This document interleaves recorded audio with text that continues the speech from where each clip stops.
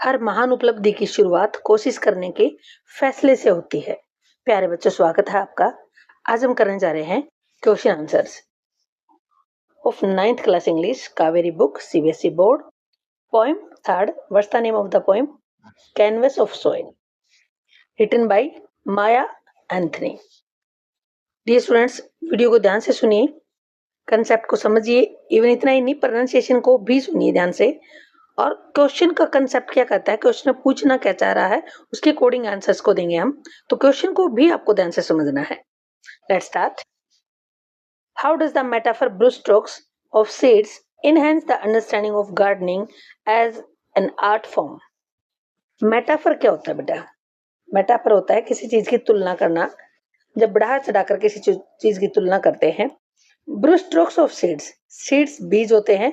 Brush स्ट्रोक्स जो painter paint के लिए ब्रश का यूज करता है उसे ब्रूश स्ट्रोक्स बोलते हैं।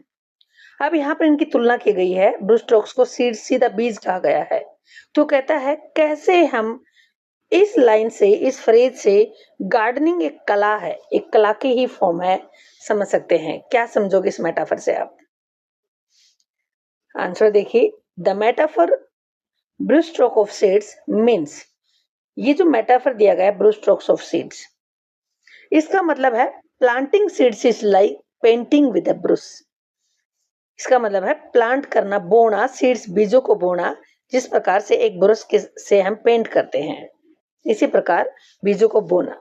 It shows that gardening needs, ये दिखाता है गार्डनिंग, किसी भी गार्डन को बनाए रखने के लिए सुंदर, आपको किस चीज की जरूरत है? क्रिएटिविटी।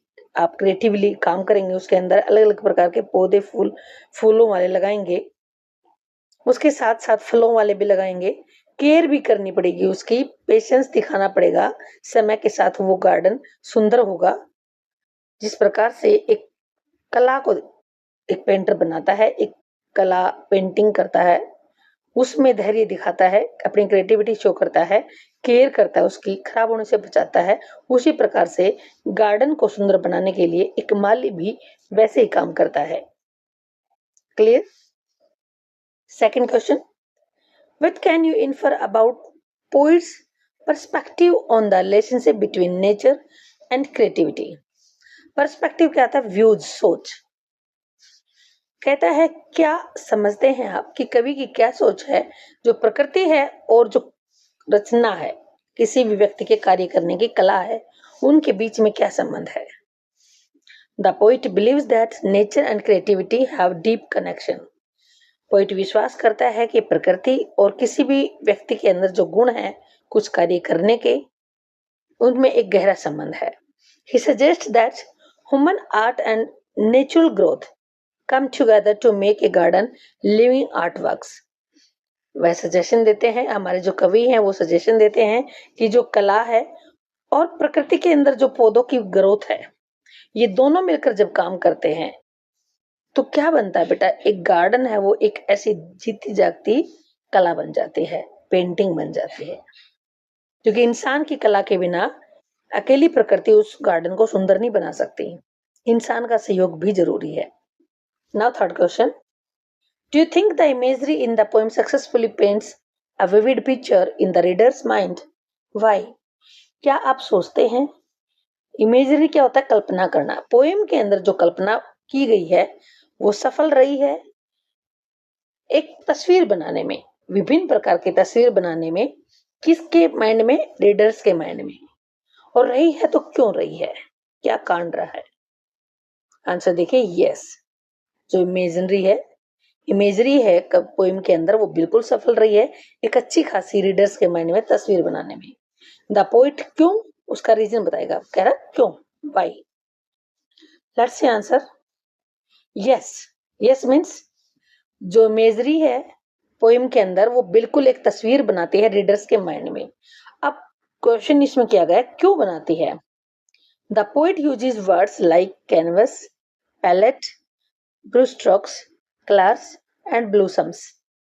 जो कवि हैं वो कैनवस एक कपड़ा होता है, पैलेट एक बोर्ड होता है जिसके ऊपर पेंटिंग की जाती है, ब्रूश स्ट्रोक्स वो ब्रश होती है जिसके द्वारा पेंटिंग की जाती है, कलर्स विभिन्न प्रकार के जो फूल खिले होते हैं गार्डन के अंदर ब्लूसम्स मीन्स ब्लूसम्स होता है बेटा फ्लावर्स।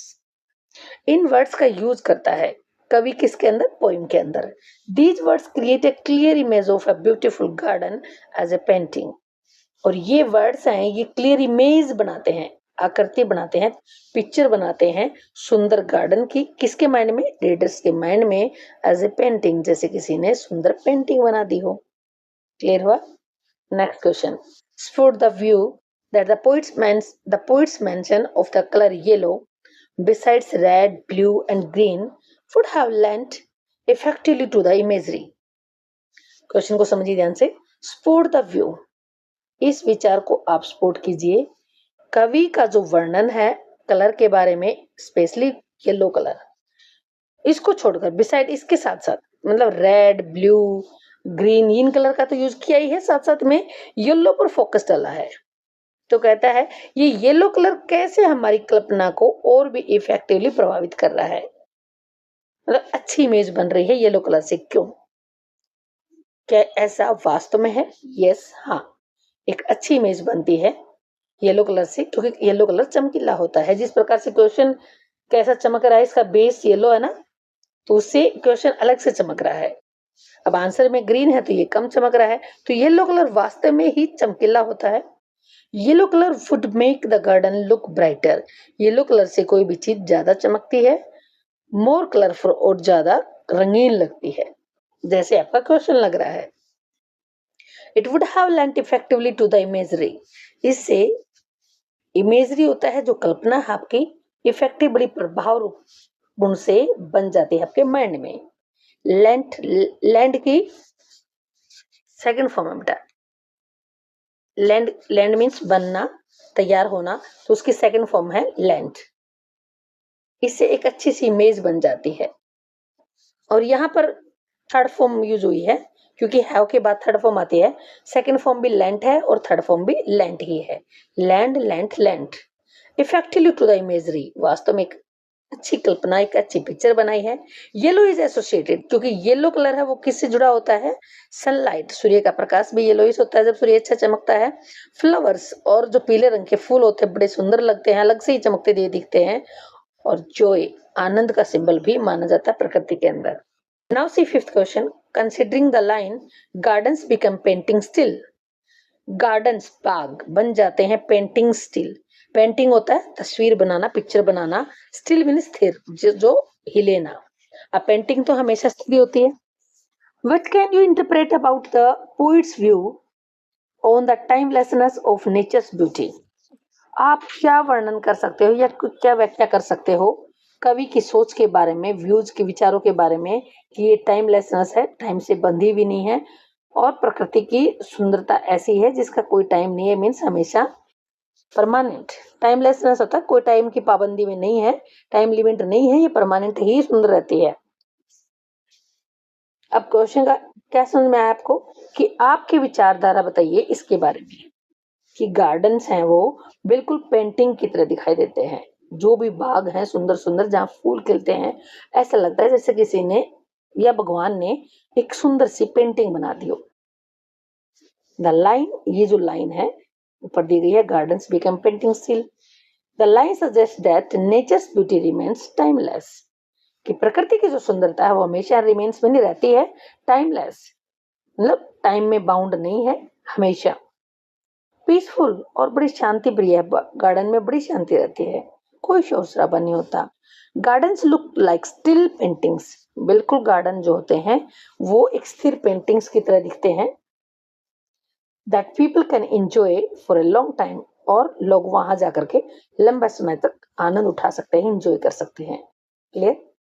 लास्ट क्वेश्चन देखिए, justify the title of the poem canvas of soil.